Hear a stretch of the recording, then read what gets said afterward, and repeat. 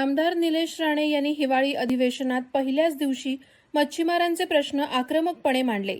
याच दरम्यान नामदार नितेश राणे यांनी मत्स्य व बंदर मंत्रालयाचा पदभार स्वीकारल्यानंतर परराज्यातून येणाऱ्या हायस्पीड नौका, अनधिकृत एलईडी लाईट नौकांवर धडक कारवाई मत्स्य विभाग आणि प्रशासकीय यंत्रणांकडून सुरू आहे।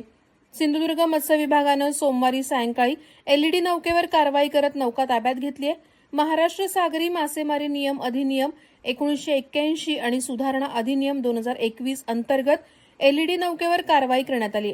सोमवारी सायंकाळी देवगड समोर समुद्रात मत्स्य व्यवसाय विभागाचे अंमलबजावणी अधिकारी मुरारी भालेकर, सहाय्यक मत्स्य विकास अधिकारी, परवाना अधिकारी मालवण यांनी नियमित गस्त घालत होते। यावेळी राज्याच्या जलधी क्षेत्रासाठी परवाना असलेली नौका चांदणी 1 नोंदणी क्रमांक IND MH5 MM 758 द्वारे महाराष्ट्रातील जलधी क्षेत्रात देवगड समोर अनधिकृतरित्या एलईडी लाईटद्वारे असलेल्या नौकेवर कारवाई केली।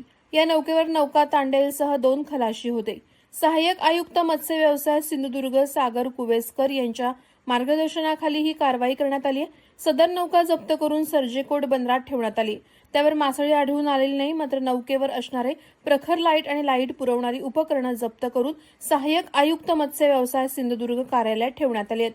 अंदाजे 10 ते 12 लाख किमतीची लाईट, जनरेटर आणि इतर सामग्री जप्त करण्यात आली आहे। अंमलबजावणी अधिकारी मुरारी भालेकर, सहाय्यक मत्स्य विकास अधिकारी, परवाना अधिकारी मालवण यांनी पोलीस कर्मचारी संकेत तांडेल तसंच दीपेश मायबा आणि सागर परब, सागरी सुरक्षा पर्यवेक्षक मालवण यांच्या सहकार्याने सदर कारवाई केली आहे। अंमलबजावणी अधिकारी यांनी प्रतिवेदन दाखल केल्यानंतर सदर नौकेबाबत सुनावणी सहाय्यक आयुक्त मत्स्य व्यवसाय सिंधुदुर्ग यांच्या कोर्टात ठेवण्यात येणार आहे, अशी माहिती मत्स्य विभागाच्या वतीनं देण्यात आली आहे।